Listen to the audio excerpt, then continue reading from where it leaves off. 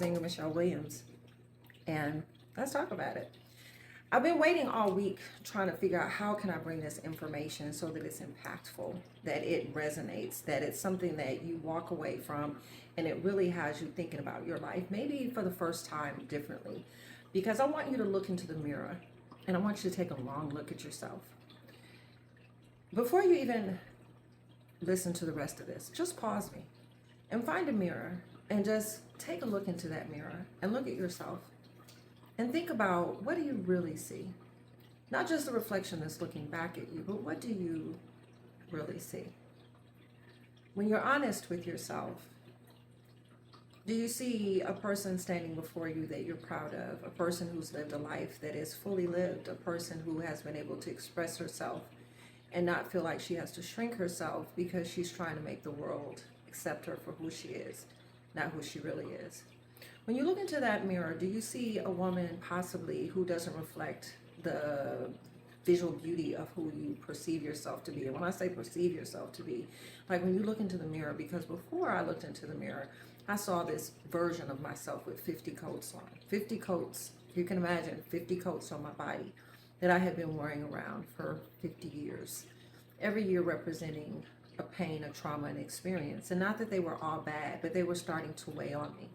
And when I looked into the mirror, I couldn't see Ingra. So when you look into that mirror, are you proud of where you are in your life?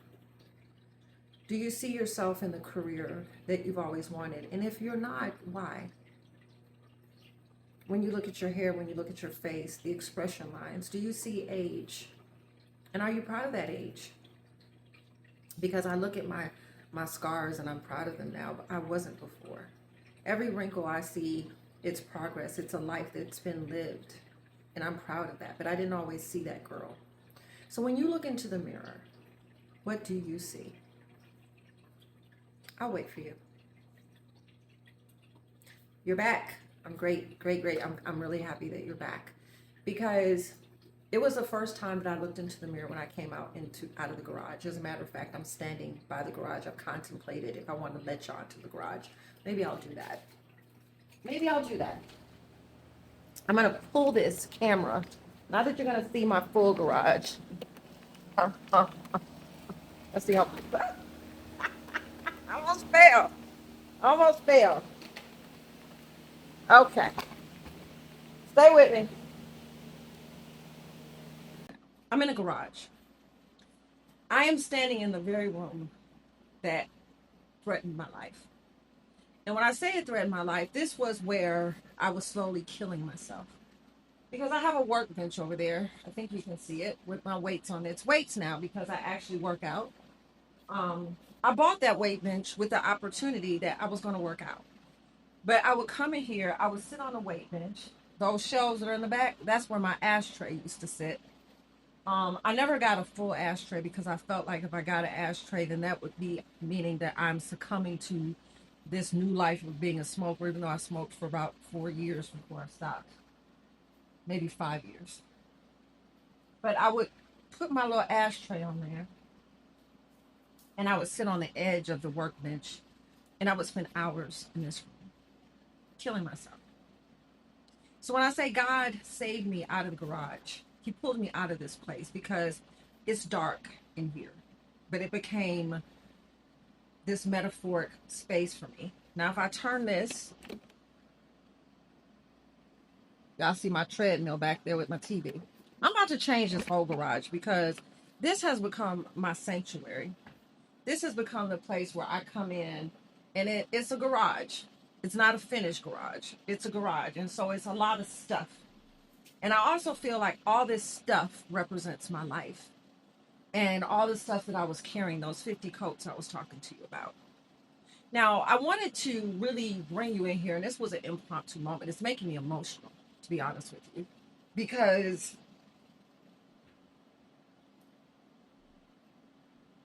it has now been a room that I have been rebuilding my life.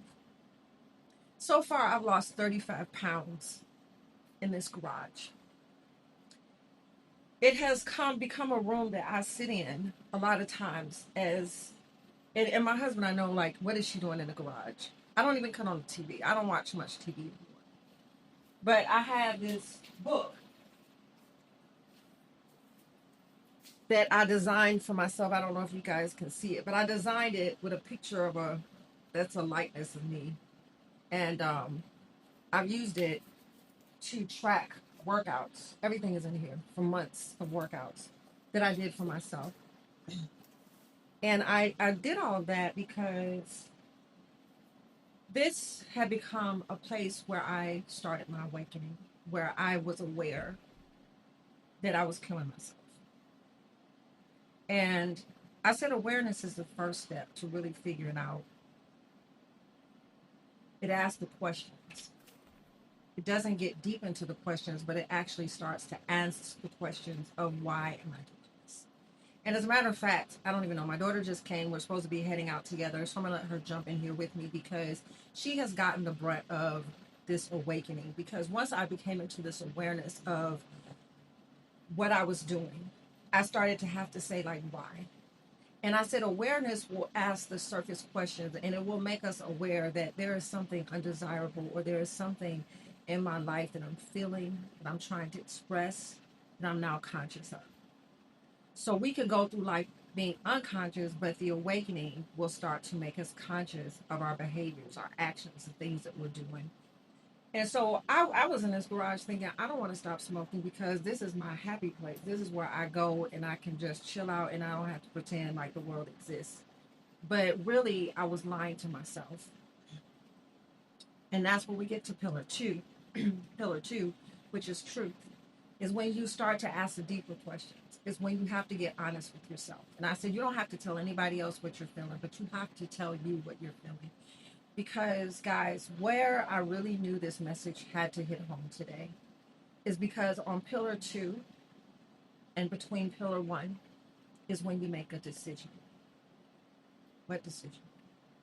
You make the decision of if I will change or if I'm going to stay the same. Because if you don't make the decision, you'll stop right now. If you don't choose yourself, you'll stop right now.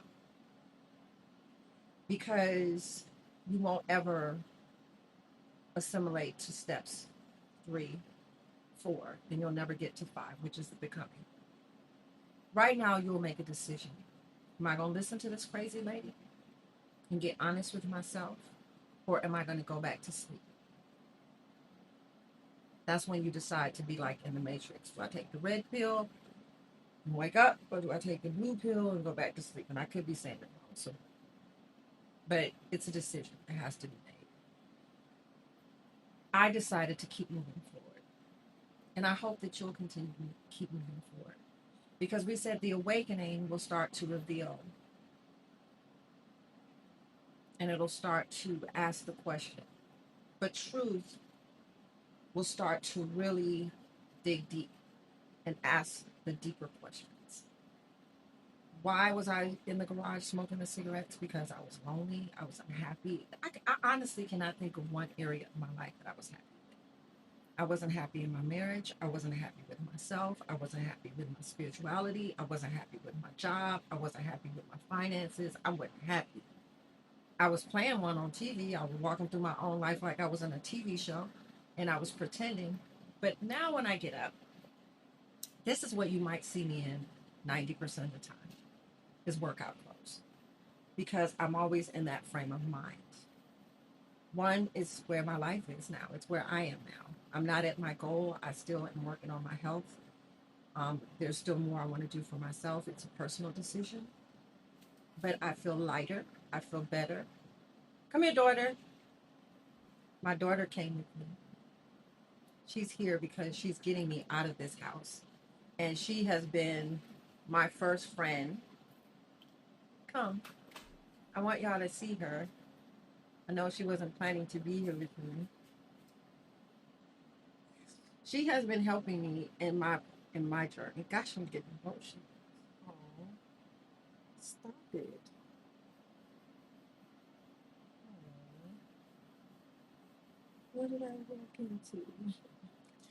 Sometimes when you're on this path, you just need somebody that listens. You need a friend. You need a confidant because it can be very emotional.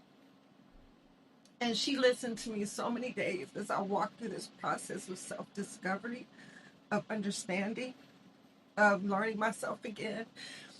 And so as we continue to build, you may need a friend, a daughter, um, someone who sees you and that encourages you, because it's not always going to be easy, but it's going to be so worth it. I did not mean to get emotional, but she means more to me, I think, than she even knows.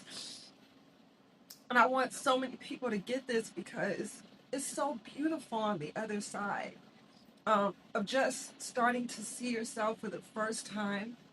And when I was going through such a process of just trying to understand what I was going through, I would call her probably hours, and I would drive her crazy. That I know she was just like, Mom, Mom, Mom.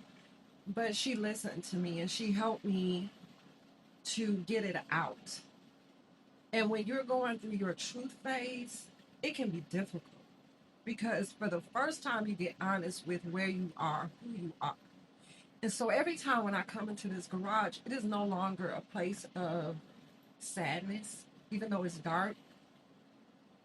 It was a place where my life started to change in this very space. And I wanted to bring you guys in with me, because I really pray somebody's going to get the message. And I'm going to leave you with this thought. Between pillar 1, your awakening, and pillar 2, truth, in the middle is where you're going to make your decision. Do I go forward, or do I stop? You will not get to truth. It's in the middle that you're making the decision. Because asking those tough questions, it can be hard, especially when you realize, hey, maybe I did some of this to myself. Maybe I'm the cause of being in this place. Maybe I'm the person, or maybe even thinking about the reasons why you're in that space. It's difficult. And so if you look at your becoming manual, when you get to the truth page, and we're going to dig deeper, it's in between those pages. You'll decide if you keep turning or if you put it down. And I sincerely hope you'll continue the journey.